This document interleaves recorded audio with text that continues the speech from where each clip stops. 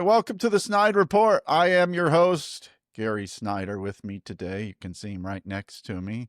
That is James Briggs from the Indianapolis Star. James, welcome. Hello. How are you today? A great summer day. How are you?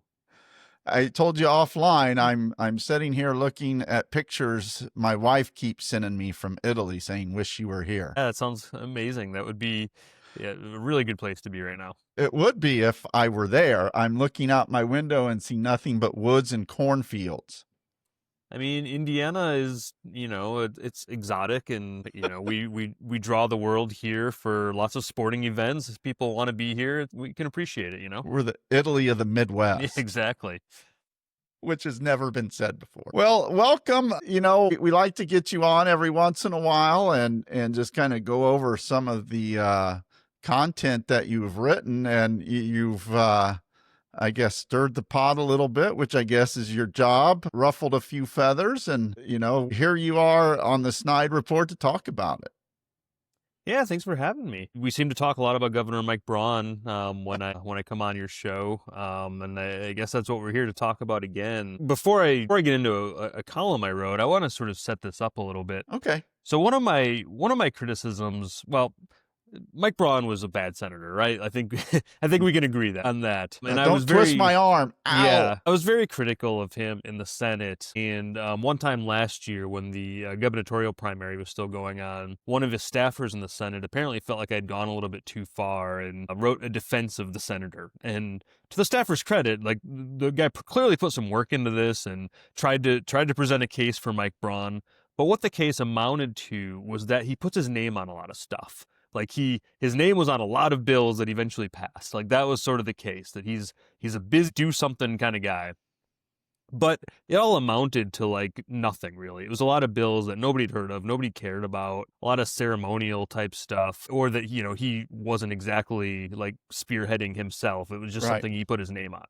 So now he's governor, and I think his vision of success is more or less the same. Like, he's passing a lot of executive orders, or not passing, like passing is too active of a word. He's like signing a lot of executive orders. In fact, just this week we saw he remarked on an executive order for executive orders. He signed an executive order to create a web page to list all of his executive orders. And that's like Mike Braun's idea of doing something, is like just putting his name on a lot of things. That was the case in the Senate. That is the case now that he's a governor. And so one of my recent columns was about Mike Braun issuing a press release taking credit for a tuition fee freeze in Indiana. All of Indiana's 15 public colleges and universities have agreed to freeze tuition and mandatory fees for the next 2 years.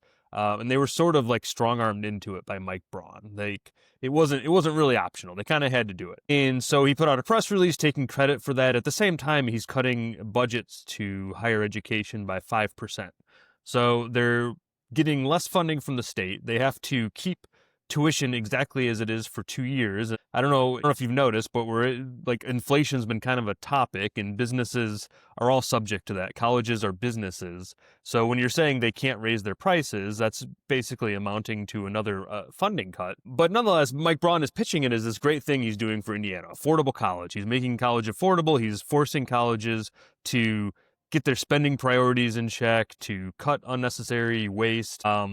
And that's just like, it amounts to another thing he's putting his name on. It's a marketing gimmick, and that's the column that I wrote. He's not actually in the long term going to save money for Indiana families. Maybe some of them, but the way it works when you freeze tuition, there's a lot of academic literature on this topic. What happens when states force colleges to freeze tuition? It's happened a lot over the past few decades. And what happens is the sticker price, the price when you go to the website and look at how much it costs for tuition at a college, that price will stay the same for the next 2 years.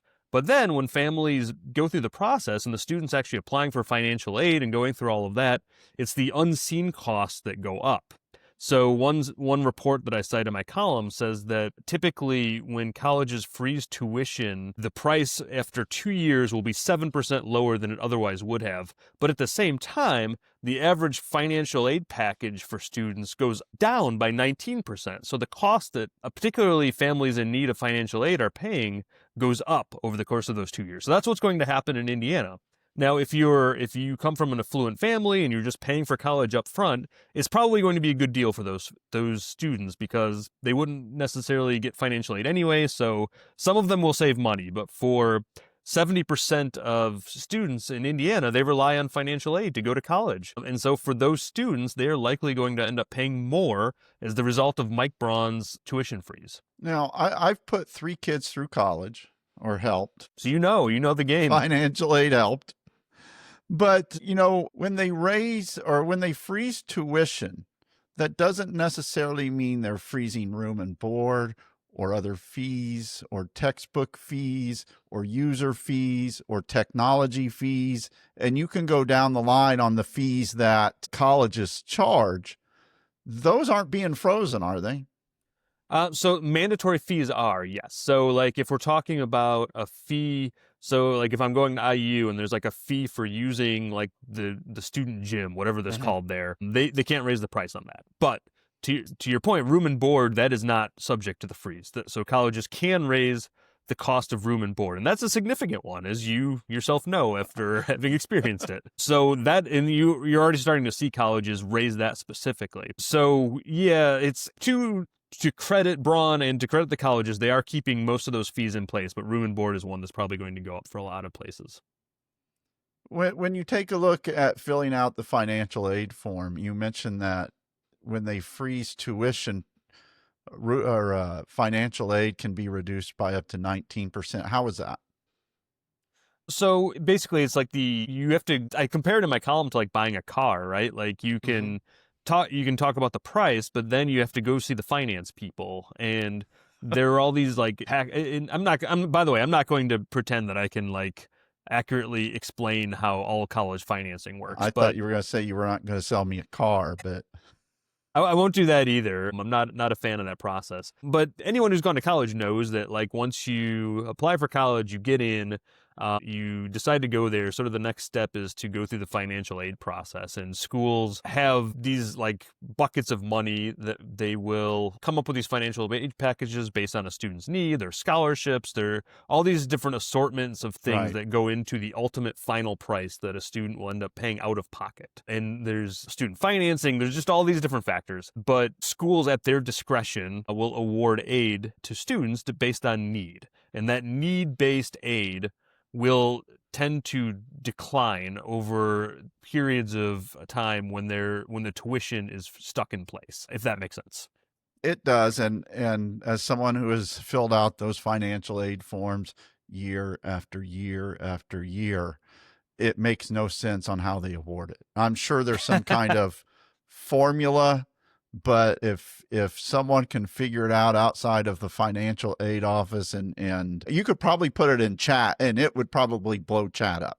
Yeah, and I think that's actually why it's like a good comparison to buying a car. Like you think, I mean, no matter how like smart or savvy you are as a consumer, unless you're just paying cash. If you pay cash, you have a huge advantage, and that's sort of the same situation I think we're going to see with students. If you're in a position to just pay out of pocket for college, I think you're going to get a really good deal on college in Indiana.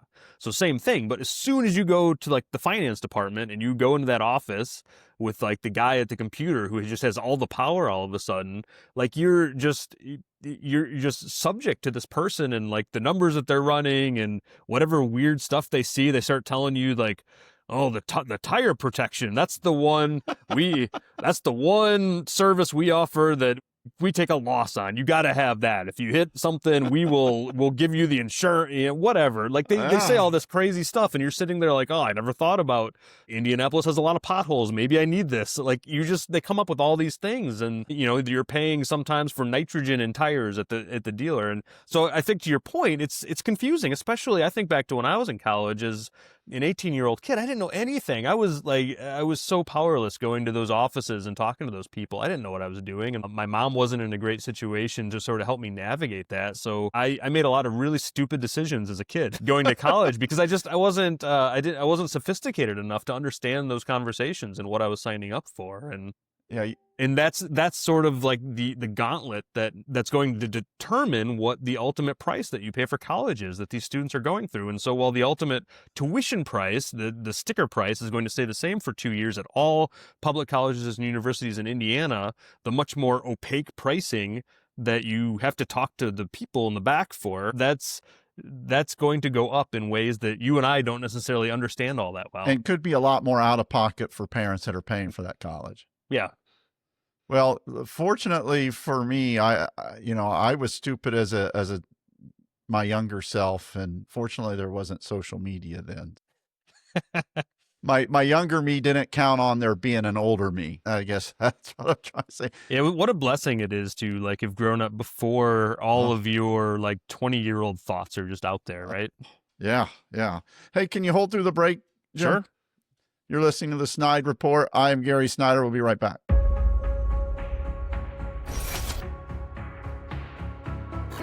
All right, this is the part of the SnydeReport where we thank our sponsors, and we have a growing list. So let's start with Robin Winston. Robin has been there when we first sent out our first email, 147 subscribers. We're now over 108,000. So thank you, Robin Winston, and helping us get the podcast going in the right direction. Next up is our good friend, former Congresswoman Jill Long Thompson. Her book, Across the Aisle, Why Bipartisanship Works for America. Get that anywhere you buy your books. Also, former two-term governor, two-term U.S. Senator Evan Bayh. Evan has been a sponsor of the newsletter, now jumps on board with the podcast. Congressman Andre Carson. Congressman Carson has been there from the start. We're glad to have him over here on the newsletter now. He needs your help to win re-election next year. So make sure you support Congressman Carson. Next up, State Representative Cherish Pryor. Cherish has been there from the start on the newsletter, joining us on the podcast now. So is State Senator Greg Taylor. I want to thank Senator Taylor for all of his support through the years. Next, we have a couple of new sponsors. First up is Indiana Citizen. You want to check out their new project, One Heartbeat Away. Do Christian nationalists have an agenda for Indiana? You know, all you have to do is look at the lieutenant governorship and you can see right away that they do. So thank you, Indiana Citizen. Next up is Jump Laundry. You can visit them at jumplaundry.com. They have home pickup. They do your dry cleaning, wash and fold with, I might add, no judgments, and next day service. So if you're in a crunch for time, you don't want to do your own laundry, get a hold of Jump Laundry at jumplaundry.com or at 317-740-5011. And they will take care of all of your laundry needs.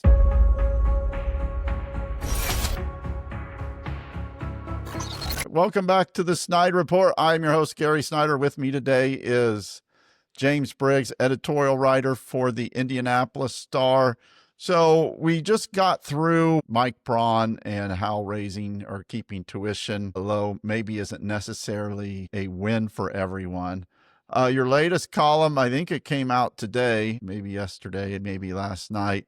The Hogsett must resign case is weak. You say no one calling on Hogsett to resign has presented an argument that he violated an objective standard of conduct in ways that should trigger immediate removal from office. Yeah, I have this reputation as being a big Hogsett guy, and I have generally graded his performance as mayor as above average. A lot of people take issues with that, but I've lived in some places with some like legitimately bad mayors. I've lived in Detroit, lived in Baltimore. I've seen like actual bad. Too. Yeah, I've seen actual bad mayors at work and how that can damage you. So comparatively, like, I mean, Joe Hogsett's not an all-star, but I think generally as mayor, the city has continued to improve, and that big argument in a lot of different places there. But anyway, that's been my assessment of his job. Obviously, I have been involved in the investigation for the Indianapolis Star into sexual harassment in the mayor's office. Just to reset for the thousandth time, the mayor's chief of staff sexually harassed people under his employ.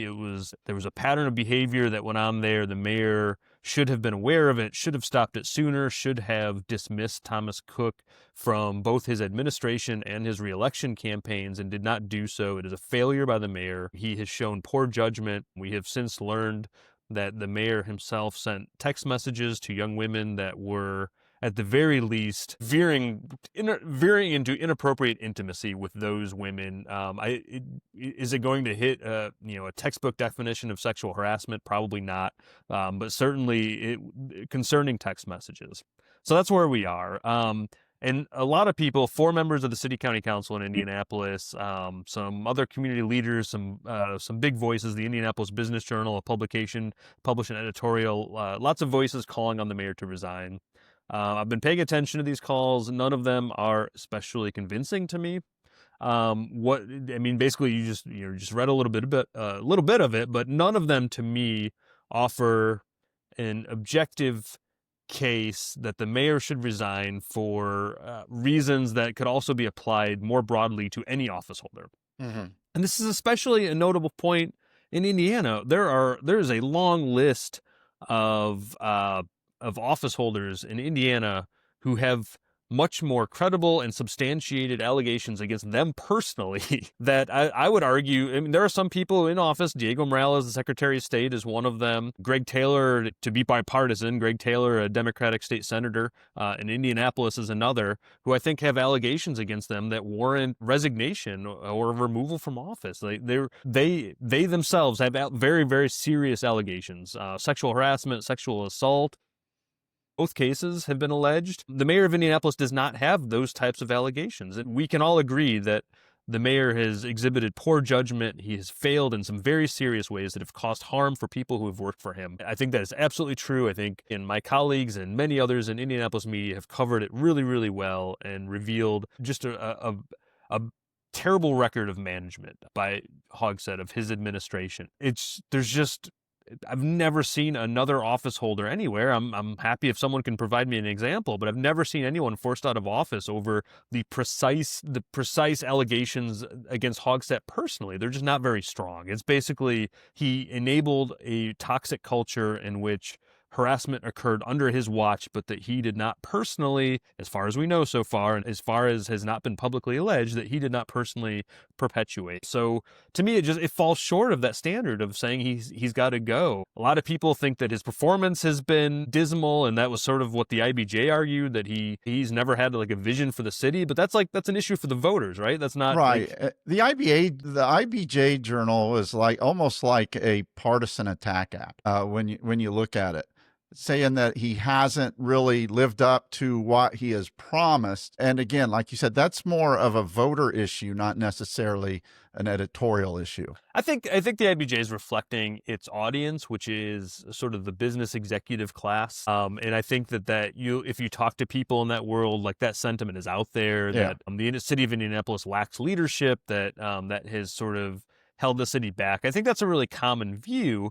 But another place I get to in this column is that if you're someone alleging that, like, look in the mirror. Who is showing leadership right now in Indianapolis? And at what point has anyone, I mean, the mayor's been in office for 10 years now, and at no point has anyone challenged him in any real way with an alternative vision for the future of Indianapolis. So I would love it if some of these people criticizing Hogsett's leadership, criticizing his lack of vision for the city of Indianapolis, if someone would just hold up a contrasting vision and say, this is the direction we need to go in. And the people who've done that, Jefferson Shreve, now in Congress, spent $14+ million to run a campaign in 2023 that was just all crime. It was just all images of crime in Indianapolis. I mean, people... And crime has gone down the first half of this year. Yeah, it's dropping.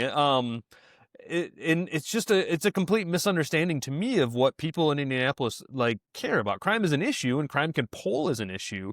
But like the Shreve campaign, to go into the weeds a little bit, they were running commercials that you have like a woman jogger talking about how she's afraid to run downtown. You and I could do a podcast from downtown Indianapolis, and like women would be jogging by us in the background. Like that just, it doesn't reflect reality. Criticizing Hogsett for his lack of vision. Like that's fine. That's like, I'll listen to that argument, but somebody eventually needs to cast their own vision for the future of Indianapolis, because you know who's still raising money and is in position to run again in 2027? Joe Hogsett. Joe Hogsett. If somebody wants him out of office, quit making weak calls for his resignation and prepare to run for mayor or support a viable candidate and convince them to run for mayor. Like someone has to challenge the guy, not just sit back and put up a sign that says resign. Like, I mean, it's weak sauce from a city that often operates as a small town. It's just like high school type stuff. Eventually someone needs to challenge the guy if they want him out of office. You know, and I'm the last person to defend Joe Hogsett. I'm sitting up here an hour and a half up I-69. So I look at this from a little bit farther away, but I do have a lot of people that do talk to me about this. And looking down at Indianapolis, there is a lot of behavior outside of the mayor that is also very questionable. You can look at the city council and them throwing women out of a meeting, having them dragged out. You try to contact the women to have them talk about it, and they already have media contacts set up. You gotta do that. You have state senators that are calling this abhorrent behavior, but won't name names. They use leadership instead of naming names. From up here, it all looks very, very childish, and I think when you take a look at Joe Hogsett and you take away the women that were dragged out, when you look at the city council and everyone else down there that have piped up about this, they almost look worse than Joe Hogsett in this. I don't know if I would go that far, but certainly, I don't know if you watch Succession, but one of the references I made in Succession is when there's a famous scene where Logan Roy is having a conversation with his children. It's sort of this Fox News allegory where the children want to replace the father, and he eventually just looks at them and says, "You are not serious people." And I think that sort of sums up the people who are just sort of taking these shots at Hogsett right now. There's obviously like legitimacy to the criticism. I think Joe Hogsett has failed in some very serious ways. He's a deeply flawed person. Absolutely reason for the criticism. But a lot of times the way they criticize or don't criticize almost makes them look just as bad. Yeah, and I think the thing I've been covering this mayor for a very long time now, and to circle back to an earlier point in the conversation, the thing I just keep hearing over and over and over again is he doesn't lead. He lacks leadership. But how then has he been the mayor for 10 years and by the unquestioned leader of the Democratic Party in a blue city, Indianapolis? If he is such a bad leader, why can't someone challenge him? And that, again, I think that is the question that everyone lobbing these bombs at him needs to look in the mirror and think about. If he sucks that much, why aren't you challenging him? Like, eventually someone has to do that. And I think you see right now down in Indianapolis, several people lining up to maybe run for mayor of Indianapolis. Yes. And I think that plays a lot in it. So, some people wanting to run that aren't going to name names when they criticize because they're going to want that support, which, makes you scratch your head. You have some people that are running for re-election next year that as soon as they're sworn in, they could be running for mayor 5 months later. And it's just, from where I'm sitting, it's, you really scratch your head on some of this. Yeah, and I mean, a lot of people would have serious conflicts to talk about these things. Like anyone in the State House, I mean, I think, by reputation and by reporting I've done, I mean, the State House seems like it has a worse problem, probably, than Indianapolis Fair. city government when it comes to sexual harassment. I mean, it's a place where I've repeatedly heard women say that there are legislators they don't want to be alone around, because it just as a workplace, as a professional setting, the Indiana General Assembly has just a horrific reputation when it comes to sexual harassment. So that's one thing. So yeah, like State Senator Andrea Hunley in Indianapolis, she's someone who's in the mix to run for mayor, but that's a challenge for her, talking about the Hogsett case, because the obvious question then is, all right, well, what have you done to hold people accountable in the state house? And I've talked to her about that, and she has some good answers. So I'm not saying she can't answer the question, but I'm saying that that is a challenge that a lot of people have. There are a lot of people in Indianapolis and even across the state where if they want to talk a big game about sexual harassment and accountability, there are questions they will have to answer about what they have personally done to hold others closer to them accountable, because it's just a pervasive problem especially in politics. Yeah, and to be fair, I was kind of talking about her where she puts out a statement but doesn't name one name, just says leadership or council. And I'm like, if you're going to name names, if you're going to throw criticism out, name names, or it's just Yeah, and again, she's in a difficult. She's going to have to navigate a really difficult, political environment to make a case against Hogsett if she decides to run. I mean, whether he runs or not, I think that the next crop of candidates will have to sort of make the case against him, especially because of all of this, and that's going to be tricky. But I think, Republicans who have the majority of the power in Indiana, they would normally be piling on, but they're stuck because they have a Secretary of State who has allegations in his past of sexual assault by two women who happen to be Republicans that just never got resolved, but they seem very credible. I mean, there are a lot of Republicans who've had these types of issues too. And so if you're a Republican who wants to weigh in on the Hogsett story, you pause for a minute, because like, what have you done to hold anyone in your party accountable? And that is the conflict that you see up and down both sides of the aisle in Indiana. It's such a common problem that anyone who wants to weigh in better have a really good explanation for what they have done to hold people closer to them accountable. James, anything else you want to cover? I think that's about it. That's going to be enough, I think. All right. And I mean, one last time, I hate that I'm constantly the Hogsett defender, and that's the sort of the column. I didn't want to write a column in any way defending the mayor, because he is a deeply flawed person, and his record is worthy of strong criticism. And I have this record of being like this constant defender of the mayor, and that's not a position I want to be in. But I think his critics constantly overreach, and I think this is just another example where they're just going too far. Legitimate line of criticism and saying that he has to resign, and it's not there. It's not there. Just move on. I'm Gary Snyder. He is not. He is James Briggs. Make sure you send all that hate mail to him. This is the Snide Report, and we are out. All right.